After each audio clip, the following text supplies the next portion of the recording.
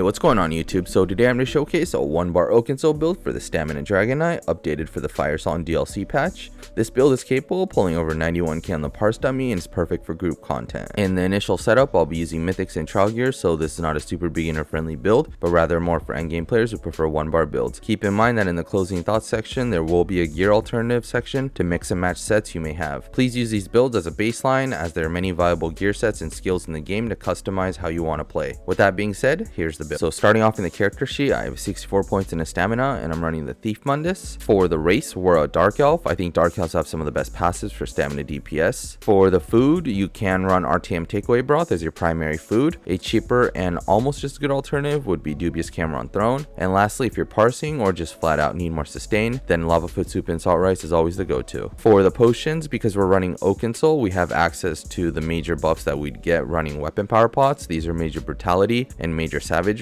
so we can opt to just run essence of stamina. Another good option for some builds might be running tri-stat potions, where it gives you magicka, health, and stamina back. Regardless of whichever potions you choose, make sure you have 3 points in a medicinal use from the alchemy skill line to benefit from the full duration of the potions. So for CP, for the blue tree, we're going to be running Wrathful Strikes, Thaumaturge, Deadly Aim, and Exploiter.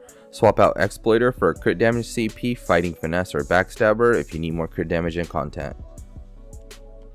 For the red tree, we're just running Rejuvenation. Everything else is user preference or content specific. So for the gear, we're going to be running 5 pieces of Pillar Nirn paired with 5 pieces of Reliquin, 1 piece Slime Crawl, and 1 piece Oakensoul. So breaking it down in the main hand, we have a Pillar Nirn Dagger, Nirnhone with a flame damage enchant, and the offhand Charged with a poison damage enchant. For the head, we have 1 piece Light Slime Crawl traded in Divines with a max dam enchant.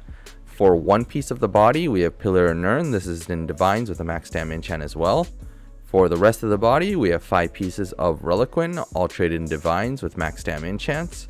And for the jewelry, we have 2 pieces of Pillar Nirn, both traded in Bloodthirsty with weapon damage enchants. And lastly, the Oakensoul, which is also Bloodthirsty with a weapon damage enchant. For the skills, we're going to be running Venomous Claw, Molten Whip, Noxious Breath, Flames of Oblivion, Deadly Cloak, and Standard of Might.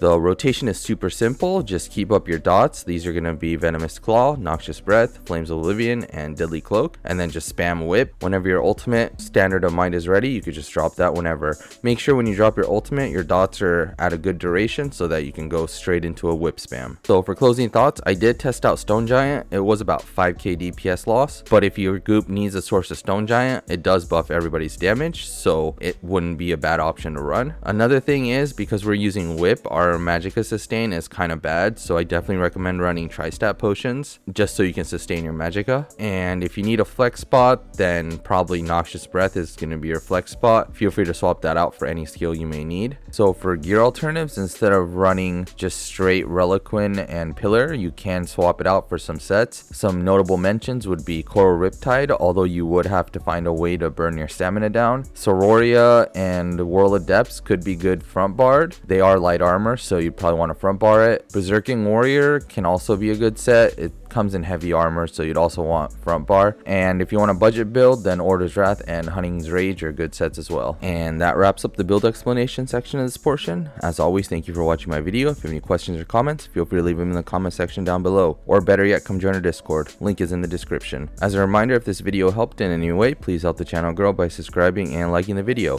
I will also have a written guide in the description for those who would prefer that. And lastly, I've also started a channel membership for those who like to go the extra step to help support me so I can focus on more content creation. And as always, feel free to stick around for the attached parse. If not, have a good day and see you in the next one.